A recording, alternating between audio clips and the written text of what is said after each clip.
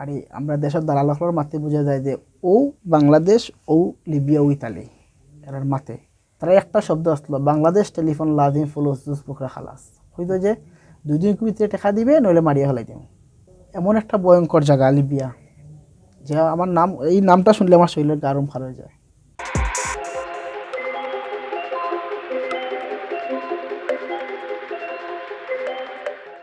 শুভেচ্ছা ও শুভকামনা জানিয়ে শুরু করছি জীবনের নানা রঙের আজকের পর্ব। বরাবরের মতো আজ আমাদের সাথে একজন অতিথি আছেন, মাসুম আহমেদ। আজ ওনার মুখে শুনবো ওনার জীবনের গল্প। তো আপনি তো আপনার জীবনের গল্প বলতে আজ আমাদের এখানে এসেছেন এবং আমরা জানি যে আপনি বিদেশ যাওয়ার জন্য অনেক চড়াই উতরাই পেরিয়ে আসতে পেরেছেন। একটু যদি আমাদেরকে প্রথম থেকে বলেন যে কিভাবে আপনি সিদ্ধান্ত নিলেন বিদেশ যাওয়ার জন্য। আসসালামু আলাইকুম প্রিয় দর্শক, আমি মাসুম আহমদ। আসলে ভাই আমার জীবনে একটা মারাত্মক একটা দুর্ঘটনা হয়েছিল আজকে থেকে 4 বছর আগে 2018 সালে। আমি আমার কোনো এক বন্ধুর মাধ্যমে আর একটা দালাল চাকরত পড়ি, একটা দালালের মাধ্যম পাই লিবিয়াতে হয়ে ইটালি যাওয়া। আমি স্টুডেন্ট জমানাত আমার এক বন্ধু যে সময় ইতালিতে গেছে এই মাধ্যমে যাও আমার ফোন দিয়ে বলছে যে আমি হঠাৎ করলাম তুই কিলা গেলে, বলছে যে এরকম গেছি। তো আমরা কয়েকজন বন্ধু বান্ধব মিলিয়া আর কজন যাইতো বলছে আমারে নিয়ে বুঝাইছে, আমি না করলাম প্রথমে। তারপরে দালালে এমন বাটে বুঝাইছে আমারে যে বুঝানিটা আমি ছাত্ররাজিতে করতাম। আমার এমন একটা বুঝাইছে যে তুমি যাও গিয়ে এইরকম কম করছে। লাস্টে দেখছি যে তার মাত কথায় আমার ভালো লাগছে হিসাবে আমি তাই আমার বাটে মারি ব্রেন ওয়াশ করছে। তো এখন আমি এগুলাত রাজি হয়েছি, আমার ফ্যামিলিত না জানাইও আমি পাসপোর্ট দিলেইছি। পাসপোর্ট দেওয়ার 4 দিন বা 4 দিন ফোন দিয়ে বলছে যে তুমি আগামীকাল ঢাকায় আইবাই। ঢাকা আইবাই আমি খেলাম খেনে হলে যে তোমার পাসপোর্টের যে লিবিয়া যাইবার লাগিয়া ফিঙ্গার দেওয়া লাগে, ফিঙ্গার দিতে। আমি ঢাকাত গেছি, যাওয়ার পর এখানে গিয়ালে আমার ফোন দিছে, আবার হোটেলও গিয়ালে ফোন দিয়ে কইছে যে তোমার ফ্লাইট আগামীকাল ফ্লাইট খাওয়া পর তো আমার একটা হইলো যে আমার মা বাপরে কইছে না, খের কই নাই, ভাই বোন খের সাথে দেখা নাই, বন্ধু বান্ধব আমি কিতা করবো। আপনি যদি একটু বলেন কি কি বিষয়ে তারা আশ্বস্ত করে বা কি কি আকাঙ্ক্ষা আপনার স্বপ্ন দেখায় একটু যদি বলেন। দালালরা যখন আপনাকে কনভিন্স করার চেষ্টা করছিল কি কি বিষয় বলতো? আমারে বলছে যেটা বলার কারণ হইল গিয়া যে আপনি আজকে বাংলাদেশ থেকে ফ্লাইট হইব, ফ্লাইট থেকে আমার দিছে কিন্তু যত আপনার প্রথমে দিছে আমার কুয়েত তাকিয়া দিছে জর্দান দেওয়ার পরে এখানেও আমার রাখছে 3 দিন। 3 দিন রাখার পরে জর্দান থেকে ভিজিট দিছে লিবিয়ার। তখন আমরা যে প্রথম না নেওয়ার আগে যখন আপনাকে কনভিন্স করে তখন কি এটা কি বলছে যে আশ্বাস দিয়েছিল? যে তুমি তাই যে ইউরোপ যাওয়ার সময় অনেক কষ্ট ছিল, তাই মানে বলছে যে দিনে সহজে যাইতে পারবে। আমি লিবিয়াত পাঠাইমু, লিবিয়া থেকে ইটালি 7 দিনের ভিতরে তুমি যাইবা গি ফসার ফর টেকা দিবাই। বলছে গেম হয় 2 রকমের গেম, এখন কম টাকার গেম আছে, এটা একটু কষ্ট হইব, এটা হইলো 6 লাখ টাকা। আর এই বাড়ি 2 তলা যাদের উপর তো বউটা যে আছে এটা গেলে লাগবে 7.5 লাখ টাকা। গেমটা কি? গেমটা হইলো নদীর এই সমুদ্রপথে যে যাওয়া হয়। এটাই হয়। আচ্ছা, এখন আমরা রাজি হয়েছি 7 লাখ টাকা, 7,50,000 টাকায় রাজি হয়ে গেছি মানে একটু আরামদায়ক ভাবে যাওয়ার জন্য। যাওয়ার জন্য। কিন্তু এই আরামটা আমার জীবনের জন্য কাল হয়ে দাঁড়াইছিল। এই স্বপ্নটা আমার দেখা আমার জীবনের কাল। এই স্বপ্নটা আমি প্রত্যেকটা মানুষকে বলি যে এই স্বপ্নটা কেউ দেখার দরকার নাই, যে বাংলাদেশ থেকে বায়ুপথে এবং লিবিয়া হয়ে ইটালি যাওয়া এদের মতো কষ্ট আমার জীবনে আমি জানি না। আমার মা বাবার দোয়া এবং সবার দোয়া আমি বেঁচে আসছি, কিন্তু আমি তো জানি না, আমি মনে করছি না যে আমি কোনোদিন বাঁচিয়ে আসবো। আচ্ছা, একটু যদি ধারাবাহিকভাবে বলেন, আপনি যখন ঢাকায় গেলেন পাসপোর্ট দিলেন তারপর থেকে পাসপোর্ট দিচ্ছি, ঢাকাত যাওয়ার পরে তো ফ্লাইট বলে আমি খান্দাখাটি করছি যে আমার মা বাপরে কইছে না কিলা কিনা, তাহলে বুঝাইলো যে এখন তুমি গেলেও টাকা দেওয়া লাগবো, না গেলেই তুমি সব তো হয়ে গেছে। ও আমার মা বাপরে কইলা, মা বাপরে খান্দাখাটি করছে। বাবারে বললাম যে বাবা যে টোয়ার হয়ে গেছে, আমি কইছি না, এটা ভুল করছি, আমি যাইরাম গিয়া আমি ইটালিতে ফসলে টাকা আপনারা দেওয়া লাগবো, তারপর দিন জানি। বলে আমি ফ্লাইটে উঠছি, বাড়ি থেকে টাকা পাঠাইছেন, আমি কাপড় চোপড় কিনছি, কিনে ফ্লাইটে উঠছি। ওঠার পরে আমার এনে রাখছে কুয়েত এয়ারপোর্ট 21 ঘন্টার মতো। রাখার পর এখান থেকে আবার ফ্লাইট দিছে জর্দান এয়ারপোর্ট রাখছে আমরা 3 দিন। আমরা নামার পরে গিয়ে আমরা একটা পাঠিয়ে আমরা ছবি দেখিয়া হয়েছে যে তুমি তোমার নাম মাসুম, তোমার নাম। আমরা লগে যারা আসলো এরা জিজ্ঞাসা করছে, জিজ্ঞাসা পরে করে আমি কইছি জি আমরা। ও আমরা এনে রাখছে এক জায়গাত রাখি, এখানে আমরা খাওয়াইছে এবং আমরা জব করছে 3 দিনের পরে আনি আমরা লিবিয়ার ভিসা দিছে, ভিজিট ভিসা দেওয়া হয়েছে, 3 দিন লিবিয়া যাইবাই। ও তাইলে প্রথম কোন দেশের ভিসা দিল? জর্দানের ভিজিট ভিসা। জর্দানের ভিসা দিল। অন্তাকিয়া আমরা লিবিয়ার ভিসা দিছে। লিবিয়াত আমার ফ্লাইট দিছে সন্ধ্যা 7টার সময় ফ্লাইট দিছে, আমরা গিয়ে পড়ছি লিবিয়াত। লিবিয়াত ফারা মারাটাই আমার জীবনের প্রথম কাল হয়ে দাঁড়াইছে। যে সময় এয়ারপোর্ট যাই আমরা, তারপরে যাওয়ার পরে আমরা ফ্লাইট থেকে বার হয়েছিলাম, আমরা ইমিগ্রেশন না করার আগেই আমরা ছবি দেখাইয়া এবং অনেক এদিকে করছে, এদিকে আরে দেখিয়া নিছে নাকি আলাদা আগলাইছে, এখন দালালো মানুষ এখজনে নিছে। নেওয়ার পরেই আমরা এনে রাখছে একটা ক্যাম্পের মাঝে, যে ক্যাম্পে আর প্রথমে এখানে যাবার পরেই বয়ে যে মানুষের মোরা মাথার চার এগুলো আর অনেক কিছু দেখার পর আমরা বই ভিত্তি মানে ক্যাম্পটাকেই মানুষের হাড় মাথার খুলি এগুলা দিয়ে সাজিয়ে রাখা, যাতে মানুষ দেখলেই ভয় পায়। এগুলো ফালাই রাখা আছে এগুলা। আরে তো আমরা মেডিকেলের সিটের মতো আর জায়গা দিছে, থাকছি। থাকার পর 2 ঘন্টা পরে আইছে, আইয়া কইছে যে ডলার ফুলুস কারেন্ট কত টাকা আছে, টাকা দিলাইতাম। আমরা কাছ থেকে যা যে ডলার কিছু নিছিলাম বানাইয়া সব টাকাগুলো নিছে কি, মোবাইল টোবাইল সব নিছে কি। নেবার পরে বাঙালি আইছে, আর 1 ঘন্টা পরে আইয়া কইছে যে তোমাদের টেনশনের কোনো দরকার নাই, এটা একটা মাফিয়া চক্র তোমাদের আনছে, তোমাদের যে দালালের মাধ্যমে হয়েছে, দালালে তোমাদের ছুটাইয়া নিবা, আগামী খাইল তুমি যাইবা গিয়া, টেনশনের দরকার নাই। আমরা আগামী খাইল আমরা দালালে নিচে ছুটাইয়া নেবার পরে নিয়ে রাখছে আমরা বেঙ্গাজি একটা জায়গা, বেঙ্গাজিত নিচে নিয়ে আমরা খানি টানি দিছে, খাইছি। খাবার পরে আমরা কথা আসলো যে ইটালিত ফসার 4 টাকা দিতাম, কিন্তু ওখানেও একদিন দেখার পরে আমরা ফোন দিয়া কইছে বাংলাদেশ টেলিফোন দাও আর 4 টাকা দিলাইতা। আমরা রাজি ইসলাম না, আমরা ডোর দেখাইছে, মারছে, টাকা দেওয়াও লাগবো। তারপরে আমরা বাড়িত বইভিত্তি দেখাইছি, আমরা বাড়িত কইছি না আমরা খুব ভালো আছি, আমরা টাকা দিলাও সমস্যা নাই। আমরা আসলে কি আপনারা ভালো ছিলেন? ভালো কীভাবে থাকবো আসলে কিছু বলার নাই। এক হাতে লাঠি, কেউ বন্দুক ধরে রাখছে, বলছে জেলা কথা কইছি এরকম বল, এরকম আর আমরা কইছে, আমরাও এরকম খোয়া লাগছে বাধ্যতামূলক। মানে বন্দুক ধরে, মানে ভালো আছি সেটা দেশে যাতে বলেন এরকম বাধ্য করা হয়েছে? বাধ্য করা হয়েছে। তারপরে বললাম, বাবা তো আর টাকা দিয়ে দিছে। টাকা দেওয়ার পর 15 দিন রাখছে আমরা এই জায়গা। 15 দিন। কত টাকা দিলেন? 7.5 লাখ মানে একসাথে 7.5 লাখ টাকা, দিছি। যেটা আগে এটা থেকে দিছি বলা আমার লোকাল দালাল যে ছিল হুম। তারে দিছি। দেওয়ার পরে 15 দিন আমরা ওই জায়গাতে রাখছি, আমরা খাওয়াইছে। 15 দিন পরে আমরা কইছে ত্রিপুলিত পাঠানোর জন্য, কারণ মেন যেগুলো ত্রিপুলিতে কি হয়, বেঙ্গাই থেকে ত্রিপুলি অনেক দূর, প্রায় 2 দিনের মতো লাগে যায় গাড়ি গেলে। তাই আমরা পাঠাইলে আমরা গেছি। একদিন থাকছি, বা 10 দিন রাস্তার যে একটা জায়গা আছে, এটার নাম হইল আপনার মিশ্রতা যাওয়ার পরে আমরা একটাইয়া আমরা জিজ্ঞা করছে লিপিয়াত খানে আইসো, আমরা তোর মাছ জানি না, ওই যে ড্রাইভার হে মাতিয়া হয়েছে। তারপরে আমরা একটাইয়া নিচে গিয়া মিশ্রতা সফর জেল একটা আছে, এই জেলের নিচে আমরা আসলে এই জেলটা হইলো একটা মাফিয়া সিন্ডিকেট। জেলও বিক্রি করে, ওখান থেকে আবার কিনিয়া নেয়।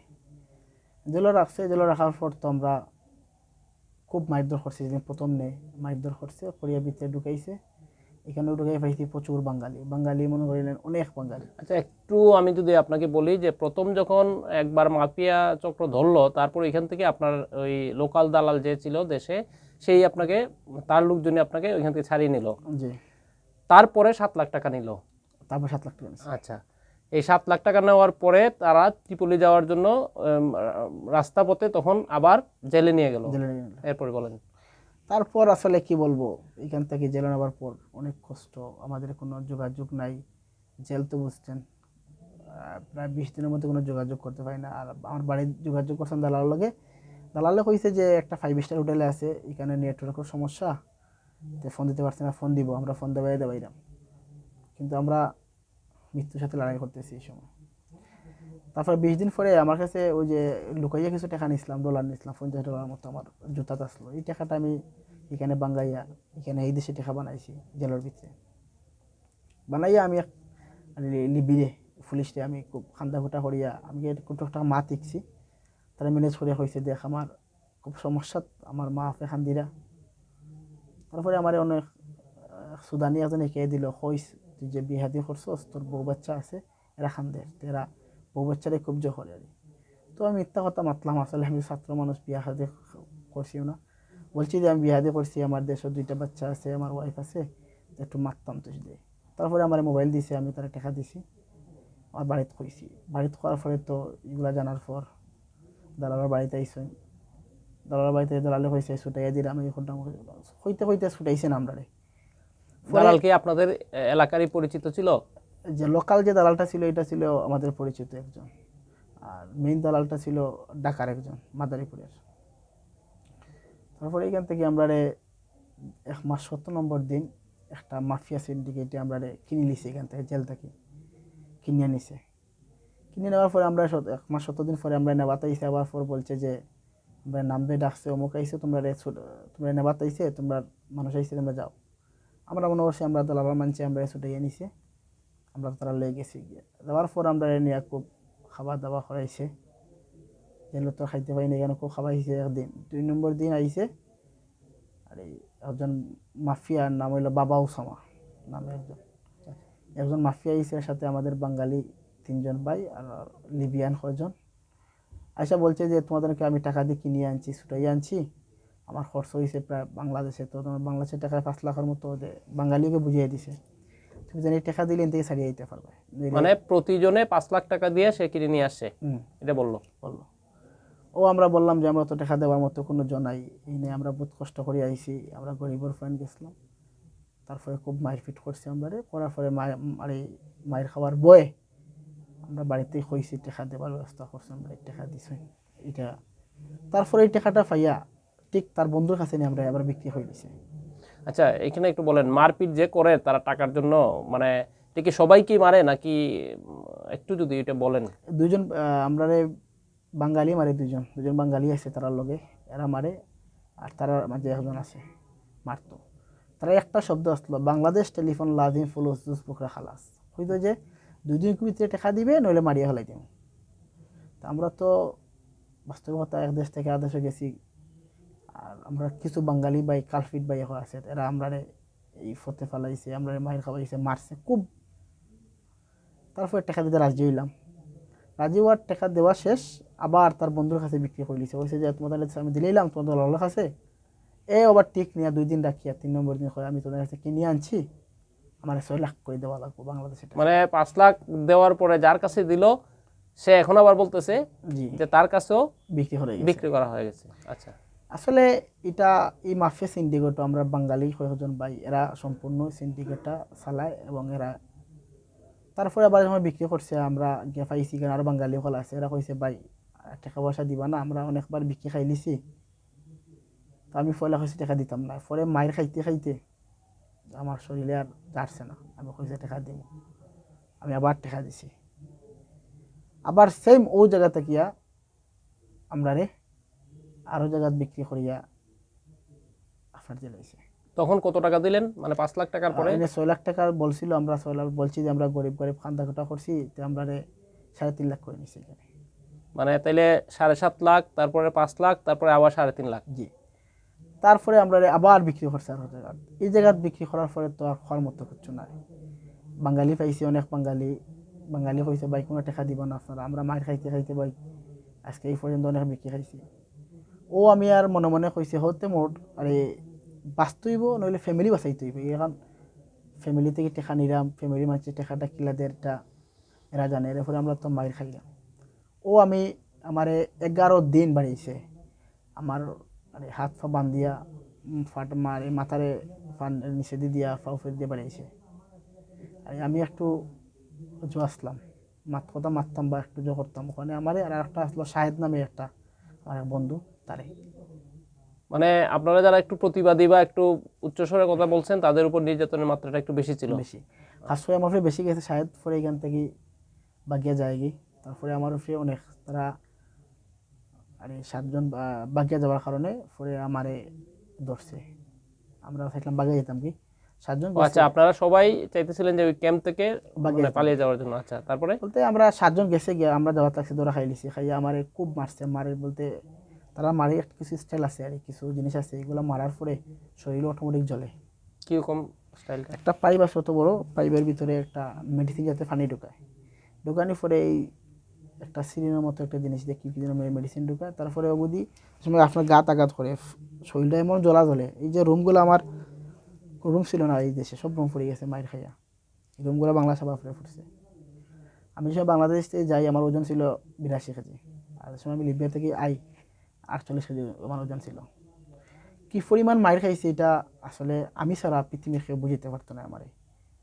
আমার লাইফের অর্ধেকটাই জীবনারই গেছে কি আমি জানি না। এই মারের কারণে আমার ওতে লাইফে অনেক ক্ষতি হইতে পারে। আবার ডাক্তারদের চিকিৎসা করেছি 1 বছর, এখন আমার শরীরে অনেক সমস্যা করে। তারপরে বলেন, যখন আপনারা পালিয়ে যাওয়ার উদ্যোগ নিলেন এবং কেউ কেউ পালিয়ে গেলেনও, আপনি যাইতে পারলেন না, তারপরে তারপরে কি করলেন? মায়ের খাইতে খাইতে লাস্টে এটাও চিন্তা করলাম, যদি বাগাত লাগিয়ে মরি যাই, মারিল মরি গেলাম, আমি 1 টাকা দিতে পারবো, আমার ফ্যামিলি থেকে আমি 1 টাকা আনতে পারতাম না। তারপরে আমরা চিন্তাধারা করলাম, মায়ের খাইয়া আমরা মাদারীপুরের কয়েকজন ভাই আসলো আমার লোকে, আর আর দুজন ডাকার ছিল, পুরান ডাকার একটা ছেলে ছিল। আমরা 10 জন মিলিয়া হইলাম যে আমরা হতে মরি যাইমু, নইলে আমরা বাগা যাইমু। বৃহস্পতিবার রাত তারা একটু আড্ডা থাকে, সব জায়গায় আড্ডা মারা থাকে 2 জন ফোর দেওয়ার। মানে ক্যাম্পের সিকিউরিটিটা বৃহস্পতিবার রাত্রে কম থাকে একটু সিকিউরিটি। আমরা এটা টার্গেট করছি যে আজকে আমরা ফালাইতে হইব। ও তারা এদিন মদ খায়, তারা একটু খুশি যারা ফুর্জ করে। আর আমরা এদিন একটা থাকে বাইরে ফোরের একটা ভিতরে থাকে, আমরা বাইরেও একটা যে মদের বোতল রাখা আসলো, খানো আর হে আসলো ওয়াশরুমও। আমরা জেলে থাকতে যে গুমো ওষুধ দিছিল, একটা ওষুধ আমরা জুড়ি করে আগে রাখছি, ওগুলো রাখেছি ঢুকাইয়া মদের বোতলে। এ বুঝে নাই মানে খাইছে। খাবার পরে 1-1.5 ঘন্টা আমরা লগে কফ করছে, আমরা চিল্লাইছে, পরে ঘুমাই গেছে। ঘুমানি পরে আর তারে আমরা তার হাত পা বান্ধ দিয়েছি। আমরা কি দিয়ে বানলেন? যে আমার সাথে কাপড় ছিল, আমাদের গামছা ছিল, হাত পা বাঁধছি। বান্ধার পর তো ঘুমে রয়েছে, আমরা ঠিক বারোইছি, বারানোর পরে গিয়ে পাইছি যেটা বারে আসলো, তার সাথে সবসময় বন্দুক থাকে। আর এই সময় বন্দুকটা ছিল না, তার রুমও ছিল, আর বাইরে সিগারেট খা। আমরা তারে সালাম করছি, কইছি যে আকুমু আর এই মুশকিল হয়েছে, তার উপর ফেটো বেদনার কথা কইছি, হইলে কইছে খোশ, তার বাসায় কইছে খোশ, তোমরা বৃত্তি ঢুকো তাড়াতাড়ি। যে সময় দেখছি যে তার ফিন্ন আর তার লগে কিচ্ছু নাই, আমরা দৌড়িয়ে তার ধরলিছি, আর পাশাপাশি আসলাম দৌড়িয়া, তারে আমরা যারা ফলে লাড়ে চেড়ে করিয়া তারা বান্ধি লিছি। আমরা এই ক্যাম্পার অনেক লোক ছিল, এরা ডরাইয়া আইসে না, কারণ ও যে আমরা মাইর দেখিয়া এরা দেখছে বাগাত গিয়ে ধরা খায়। আর আমরা তো নিয়ত একটা যোগ হইলেছি, আমরা তারাও বান্ধিছি, বান্ধিয়া তারা 2 জন ওয়াশরুমও রাখিয়া মোবাইল সব টানিয়া সব ফালাই দিছি বাথরুমও, ফলে তারা দৌড়ে টালা মারিয়া বাথরুমও রাখিয়া এত গুমও আছে, আর এর বান্ধিয়া তুইয়া আমরা এখন তো চাবি ঢুকিয়ে খাই না। চাবিগুলো কিন্তু জানতাম না যে এরা বাগার ফোর্ট দে, যারা আগে তাকে চাবি লিয়ে যায় কি সকালে খুলে 10টা। ও আচ্ছা, গেটটা বন্ধ এবং গেটের চাবি আরেকজনের কাছে। জানতাম না। তারপরে তো আমরা বারণের কোনো সিস্টেম পাইলাম না, প্রায় 2 ঘন্টার দোকানির পর ফজর আজান হয়ে গেছে। ও চিন্তাধারা করলাম আমরা তো বাড়াই তুইব এখন বাঁচতে হইলে। আর আমরা তো জানালা জোর থাকে, এদেশে জানালাগুলা কোনো জোর থাকে না, মানে গ্রিল নাই, গ্রিল ছাড়া স্বাভাবিক এই তোমার ডিজাইনের মাঝে কিছু আছে। আমরা ওদিকে টার্গেট করি, আমরা কাপড় দিয়া বান্ধিছি। বান্ধার পর আমরা কতক্ষণ লটটি ভাইয়া ভাইয়া ফরছি, আর 3 তলা এবার তো ফরিয়ে অনেক দুঃখ পাইছে। যেমন আমি বালির মাঝে ফরিয়ে আমার জখম হয়েছে অনেক, ওর লগরে ওর মাথা ফাটিছে, ওরকম জখম হয়েছে। আমরা আমরা 10 আর 12 গেছি, আমরা 10 জন 12 আমরা দৌড়ে গেছি, প্রায় 1.5 ঘন্টার মতো কাছাকাছি দৌড়াইছি। আর রাস্তা গেলে পাইছে একটা মসজিদও পাওয়ার পরে আমরা পাইছি এক সুদানি এক ভাই মুসলমান, তান্ডে আমরা সালাম ফালাম করছি। আর আমরা টুকটাক আরবি ইসলাম তান্ডে সালাম করে কইছি যে একটা বিপদও আছি, আপনার ফোনটা দেন, আমার বাইরে ফোন দিতাম। আর আমরা এর আগে একটা নাম্বার কালেক্ট করছি, আমরা এলাকার এক বড় ভাই আসলাম, তাই লিবিয়ার তখন দিকে অনেক দিন থাকি, তাই না আমরা ফোনেও কথা কইছিল যদি তোমরা বাঁচতে পারো আমি তোমরা সেভ করতে পারবো। উনি কি মানে আপনারা দেশে যাওয়ার আগেই ওনার সাথে যোগাযোগ ছিল?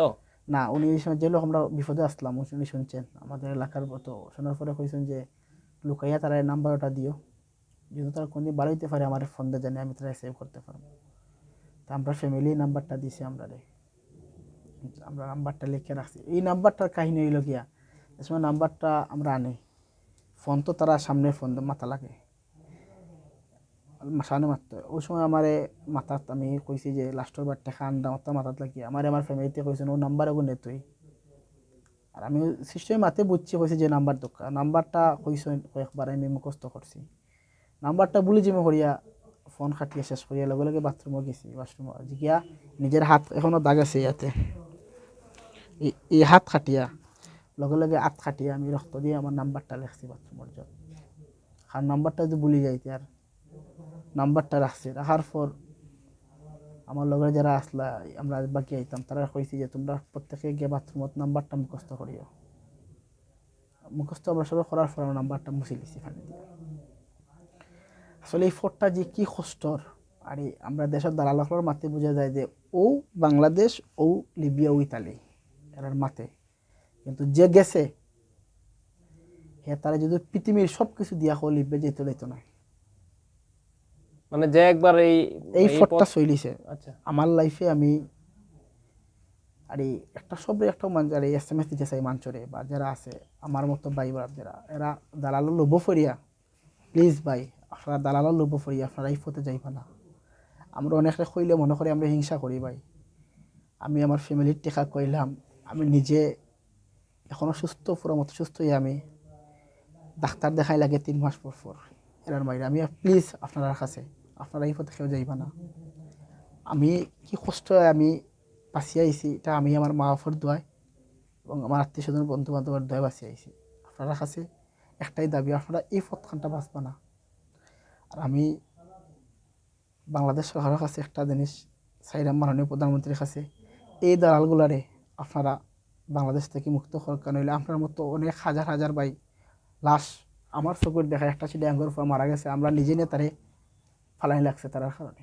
হাজার হাজার পয়েন্ট মারা যার মা বাবা খানদের, কিন্তু সে খুঁজ পান না।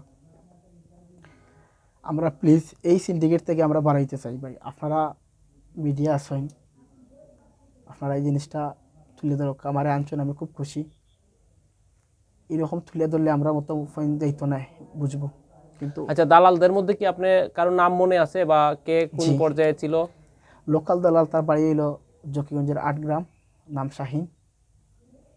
আর তার সাথে আপনার প্রথম কন্টাক্ট? জি, আর আচ্ছা, তার বস তারপরে? ছিল ঢাকা মাদারীপুর নূর নাম।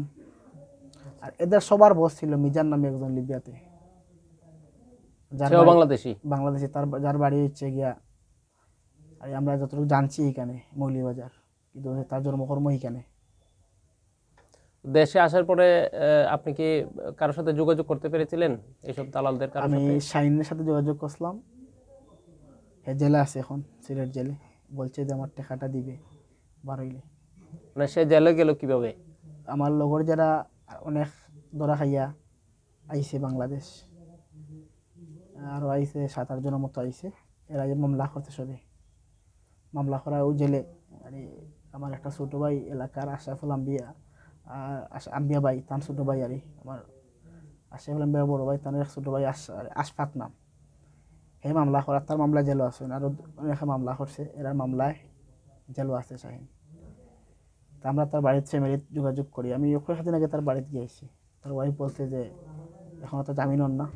আমি বলছি জামিন হোক, আমার টাকাটা দিলেই আমি শেষ। আমি মায়ের খাইছি, বুঝাইলাম, মায়ের খাইলাম, সব তো খাইলাম, যে টাকাটাও না পাই। আচ্ছা, আরেকটা বিষয় হলো, প্রথম যে 7.5 লাখ টাকা সেটা আপনি শাহিনকে দিলেন, তারপরের টাকাগুলো তো আপনি ওইখানে বসে লিবিয়াতে বসে আপনি নিলেন, সেটা কিভাবে নিলেন? আমি প্রথম দফার টাকাটা শাহিনের মাধ্যমে দিছি, আর বাদর টাকাগুলা তারা একজন বাঙালি যার মাধ্যমে আমরা দুবাই দিছি। আচ্ছা, এই এবং নাম্বারটা কে দিল? অনেক বিকাশে তারাও দিছে, মানে লিবিয়ান মানুষ যারা, বাঙালি ওই লিবিয়াতে যারা বাঙালি আছে বাঙালি তারা? আছে, আচ্ছা, এবং ওনার বিকাশ নাম্বারে দিছে। আসলে এমন একটা ভয়ঙ্কর জায়গা লিবিয়া, যে আমার নাম, এই নামটা শুনলে আমার শরীরের গারম খার হয়ে যায়। আসলে এখনও শুনছি আমরা বাঙালি মানুষ যার। আচ্ছা, এখন এই যে লিবিয়াতে তো আপনার 3বার টাকা দেওয়া গেল, তো 3বার কি একই নাম্বারে টাকা দিচ্ছেন নাকি আলাদা না, আলাদা এটা নাম্বারে? আলাদা আলাদা, এক একবার এক এক নাম্বার? একক নাম্বারে টাকা দিছি। তারপরে যে সময় লাস্টে যে সময় আমি দেশে আসি, আমার তো পাসপোর্ট নাই, পাসপোর্ট তো রাখি দিছে মাফি, আমার তো বাকি আইছি, পাসপোর্ট নাই। আচ্ছা, আপনি ওই যেখান থেকে মানে বের হয়ে আসলেন, এসে আপনার এলাকার এক ভাইকে ফোন দিলেন, তারপর থেকে বলেন। ওনাকে ফোন দেওয়ার পরে উনি 3-4 বার কল দেওয়ার পরে ধরছে না, 5 নম্বর কল দেওয়ার পরে ধরছে, ধরার পরে বলছে খেয়ে আপনি। আমি তাহলে সালাম করে খান দিয়া বলছি ভাই আমি মাসুম, আমার বাড়ির জায়গা। ও লগে কইছে মাসুম তুমি বাড়ি আইসি? বললাম যে ভাই আমি বাড়ি বাগিয়ে বাড়ি আইছি ভাই। কইলা কই আছো? বললাম ভাই আমি জায়গা চিনি না। কইলাম ভাই এক সুদানি এক ভাইয়ের মোবাইল পাইছিলাম, আপনি ওই তাই মারছেন, মাথা ফরে বুঝে কইছেন যে আমার ভাই তা কাজও গেছলা, দুঃখ পাইলিছেন, একটা গাড়ি চাইয়া দে তুই। আসলে আল্লাহ বাঁচাইতো, আমি এক সময় একজন ড্রাইভার আইসেন, আর এমনি সব যার অনেক জয় আছে দালি দড়ি অনেক এমনি সব মানুষ আসার পরে জিজ্ঞাসা করছেন কই যেতাম, ও সুদানি মাত্রা দিছে যে যাইতো লিবিয়ার একটা জায়গা আছে জাঞ্জুর, ওই জায়গায় যাইতো। ও ভাইয়ে মাত্রা ঠিকানা দিয়েছেন, ও ঠিকানায় গেছে, গেলে ভাই আমরা রিসিভ করছেন। আমরা কয়জন ছিলেন? আমরা মোট ছিলাম 10 জন। আচ্ছা। 10 জনের মাঝে আমরা 3 জন গেছি বাইরে, ও বাইরের কাছে, আর বাকি এরা তারা যারা যারা এলাকার লোক আসলো এর কাছে গেছে। মানে লিবিয়াতেই তাদের এলাকার পরিচিত জনের কাছে গেল? জি। আচ্ছা। যাবার পর আমরা চিকিৎসা করাইলাম, কারণ আমরা তো মানে ব্লাডিং গড়, এমনি শরীরে কিছু নাই, হবত নাই, মাই খাইতে খাইতে, এরপরে ব্লাডিং গড় চিকিৎসা করলাম। ভাইয়ে ও ভাইয়ে চিকিৎসা করাইলা, ভাই অনেক টাকা পয়সা আমরা দিয়ে চিকিৎসা করাইয়া হয়াতে সুস্থ করলা। আর এখান থেকে আমার তো পাসপোর্ট নাই, বাংলাদেশে আমি আইতাম।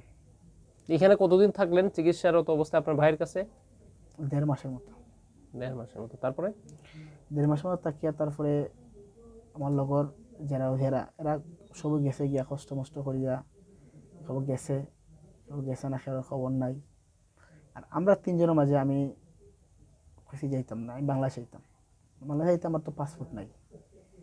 বাদে আমরা ফাটাইছিলাম লোক, আর এম্বাসিড গেছিলাম, গেলে আমরা দিছে না, ঘুরাইছে, বলছে যে আরো 2 দিন আসার জন্য।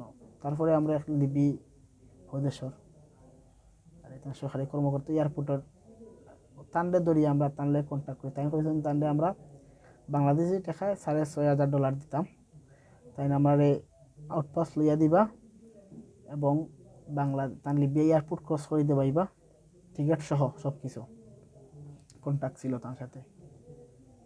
কারণ আমরা তো ভিতরে ডর আসলো যে আবার বিক্রি হয়ে যায় কিনা, বিক্রি হয়ে যায় কিনা, বাইরে আমরা আইসি বাগিয়া, এই দেশে তো শেষ করে কত মানে না। ও তারপরে তাই আমরা ইমিগ্রেশন ক্রস করিয়া বাইরে দেবাইছেন, বাংলাদেশ আইসি তুর্কি এয়ারপোর্ট থাকছি, তাকে হন তাকিয়া বাংলাদেশ আইসি। আসলে ভাই এটা ইতিহাস আমি যদি সব কইয়া থাকি, আর আপনাদের সংক্ষেপে বুঝাইলাম, আমি যদি সব কয়েক রাত কয়েক দিনে শেষ হইতো না। আচ্ছা, আপনি বিভিন্ন ক্যাম্পে তো গেলেন, এখানে যারা আছে আরো বাঙালি, তাদের মধ্যে কোন অঞ্চলের মানুষ সবচেয়ে বেশি? সিলেটের। আচ্ছা, তারপরে? সিলেটের সবচেয়ে বেশি মানুষ সিলেটের লোক, তারপরে মাদারীপুর, তারপরে অন্য অন্য ডিস্ট্রিক্ট আছে, মাদারীপুর সিলেট বেশি। আচ্ছা, তো টাকা পয়সা নেওয়ার ক্ষেত্রে কি সবার কাছ থেকে একই হারে টাকা পয়সা নেয়? সিলেটি শুনলে বলে মিয়া মিয়া, মানে? আরে সিলেটের লোক জানলে জানে যে ছেলেকে পিটাইলেও টাকা পাবো।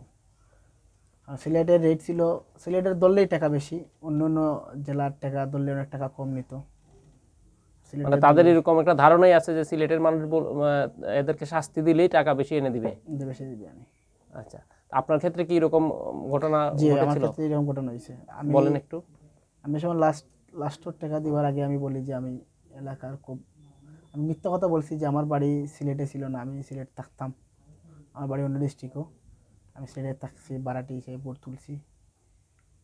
আমারে পয়লা বিশ্বাস করছে, 4 ঘন্টা পরে আমার কইছে আমি বেঈমান মিথ্যাবাদী হয়ে মারছি। আমারে কইছে তোর বাড়ি সিলেট, তুই আর আমার সব ডিটেলস পাইলিছে।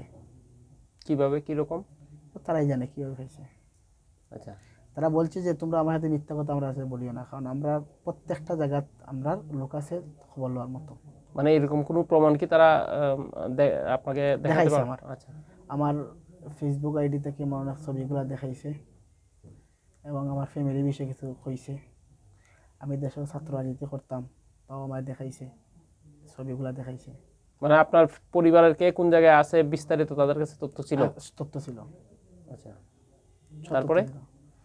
তারপরে তো তারা তারা খাস একটাই টাকা মারধর নেওয়া। করা, খাজও মারধর করা। আর আমরা সিলেটের মানুষ, আমরা বুঝি না, না বুঝিয়ে পাগল হয়ে যাই।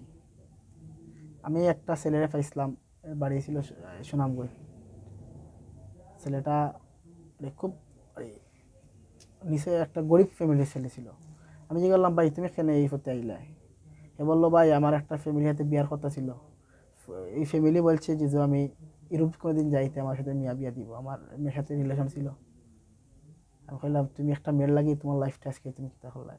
ছেলেটা আমার মতো আর খুব মায়ের খাইছে। ছেলেটা সাহসী একটা ছেলে আসলো, খুব মায়ের খাইছে, যে মায়ের লাস্টে ছেলে আমারে কইছে, ভাই আমারে মারিলি তো ভাই, গুল্লি করি ভাই, মরি যাইম, আমি আমার যাতে পারি আর না। ছেলেটা টাকা দিতে পারছে না। তো এইরকম আমরা সিলেটের কিছু ছেলে আবেগও ফরিয়া, আবেগে পৃথিবী চলে না ভাই। এই আবেগও, আমি আবেগও ফসলাম। আজকে আবেগ কাকে বলে আমি বুঝলাম। আমি সব সিলেটের, সিলেট নাই পুরো বাংলাদেশের সব যুবক ভাই হলের কাছে চাই একটা কথা কইলাম, ভাই আবেগ দিয়ে কিছু করবা না ভাই, আবেগের কারণে এই পথে যাইবা না। এই পথটা আপনারা বাঁচিয়ে নিবা না। এই পথ যারা এই পথ দেখায়, এরা আপনারা দরিয়া প্রশাসনের কাছে দিবা, সাংবাদিক ভাই হলের ফোন দিয়ে এরার কাছে আনবা, এরা এরা ছবি তুলবো, প্রচার করবো। একটাও চাইবা, কারণ এই পথটা কি পরিমাণ কষ্ট আপনি পৃথিবী বুঝতে পারতেন না, না গেলে ভাই।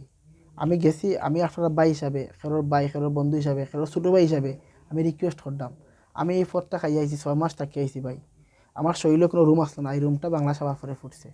আমি এই পরিমাণ মায়ের খাইছি। আমি আপনার কাছে রিকোয়েস্ট করতাম, আপনারা এই পথে কেউ যাইবা না, কারণ এই পথটা কী পরিমাণ ভয়ঙ্কর আপনারা কিছু বোঝার মতো নয়। আপনার মাথাত বন্দুক ধরবো, ধরি আপনারা ফোন হইব, আপনি আপনার মা বাপে হইবা যে আব্বা আম্মা খুব ভালো আছি, যদি মাতো তাস করে ফাঁদ মারি আইব, ফাঁদ গুলি করব। এই পথটা ভাই প্লিজ আল্লাহকে বসতে আপনারা এই পথে যাইবা না, কারণ আপনার দেশে যদি রিক্সা চালিয়ে ভাত খাই, আমি মনে করবো অনেক সুখে খাই না। আপনারা এই পথ দেখবা না, আপনারা এই পথটা ছাড়িয়া আপনারা যদি বিদেশ যাওয়ার শখ থাকে মিডিল ইস্ট দেখা, কিন্তু এই পথগুলো আপনারা বাছাই করবেন না। আপনার কাছে দয়া করিয়া আমি আজকে বাইতারার মাধ্যমে, এই চ্যানেলের মাধ্যমে আমি রিকোয়েস্ট করতাম আপনার কাছে, পুরো বাংলাদেশের কাছে রিকোয়েস্ট করতাম।